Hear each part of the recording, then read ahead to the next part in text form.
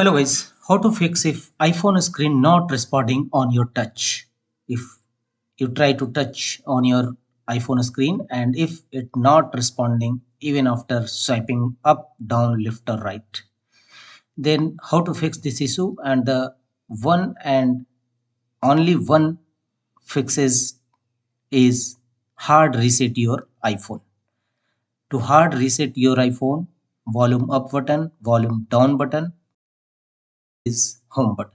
First press volume up button once, thereafter press volume down button and press and hold home button approx 20 seconds or more, and it will